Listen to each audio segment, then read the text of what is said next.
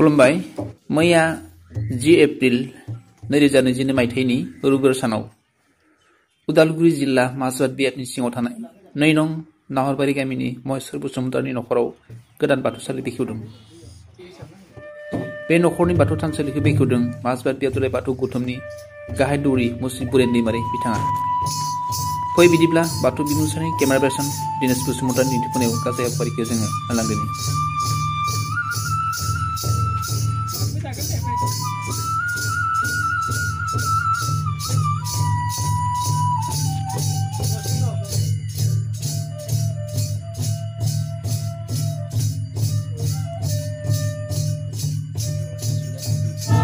गिबियावनो बाथौ बिबुंसारनिसिम आंनि गोसो गोरबोनि सिबिनाय आरो खुलुमनायखौ बावहरग्रोनाय जाबाय आरो बेजों लोगोसे फैबाय थानाय रंजालि बैसागोनि गोदान बोसोरनि गाहाम हामलायनायखौ जासिहरनाय थाबाय।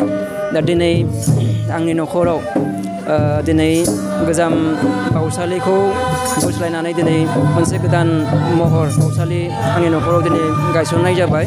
दा आङो जोबोद गोजोननाय मोन्दों जे आफा इसोर बोराइ बाथौनि अननाय आरो बोर सारस्रिनायजों आं दिनै आंनि नाजानायजों थांखि गैयाब्लाबो आं दिनै नैबे थासारिसिम आङो आंनि जि नखरनि सा सानजा दिनै बाउसालिनि बिसिजौ बाथौ मन्दिर बेखौ आङो माने साबना हामना थासारिसिम आं महर होनो हाबाय। आं बेनि थाखाय गिबि आफा इसोर बोराइ बाथौखौ आं साबायखर बावदों। मानोना बिथांनि अननाय आरो बोर सारस्रिनाय नङामोनब्ला आङो नैबे थासारिसिम आङो सौफैनाय नङामोन।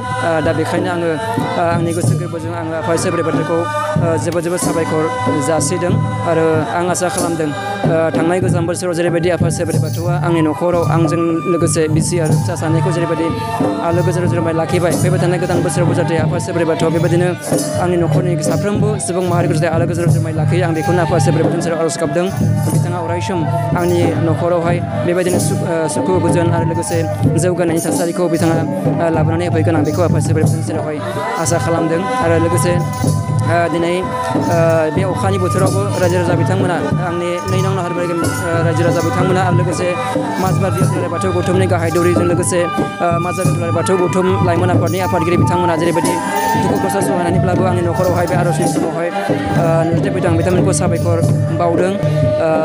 बिथांमोना दिनै गावनि माने मेंनाय देहाखौ गारनानैब्लाबो दोनथ'नायब्लाबो बिथांमोना आंनि हांख्रायनाय बायदि बिथांमोना सफैनो हादों। बिथांमोननि थाखाय आंनि गोसो गोरबोनिफ्राय रोजा साबायखर बावदों। आरो बेजों लोगोसे जोंनि 2 नं नाहरबारि गामि बाथौ आफादनि साफ्रोमबो बाहागो लानाय आरज हानजा बिथांमोनखौबो आं रोजा साबायखर बावदों। दिनै बिथांमोनाबो अखानि बोथोरावब्लाबो नेवसिनानै बिथांमोना दिनै जोबोद माने साबना हामनायै माने आरजखौ खालामबावदों। आं बेनि थाखाय बिथांमोननिसिमबो आंनि गोजोननायखौ बिथांमोननिसिम जासिहरबाय। बे समावहाय आङो सासे बाथौआरि सुबुं जानानै बाथौसा जानानै आं बेखौनो बाथौआरि रायजो राजा बिथांमोनखौ बाथौसा बिथांमोनखौ आं खावलायनो लुबैयो। दिनै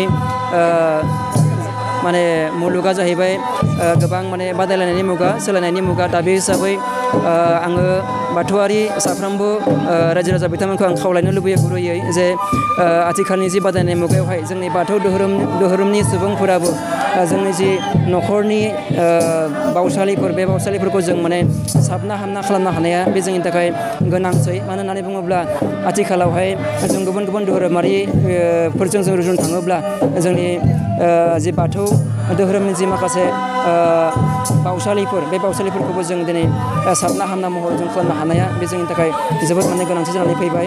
दा बेखायनो आं गोसो गोरबोजों खावलायनो लुबैयो जे जोंनि बाथौआरि रायजो राजा बिथांमोनाबो जेसे हागौ एसे आफा इसोर बोराइ बाथौनि जि बाउसालि बे बाउसालिफोरखौ जों माने जेसे हागौ एसे जों आथिखालाव जों साबना हामना खालामनाया बे जोंनि बयनिबो माने आथिखालनि माने गुस्लायनाय मुगानि मोनसे जावरिखांनाय जानांगौ होननानै आं बेखौ आसा खालामो आरोखि।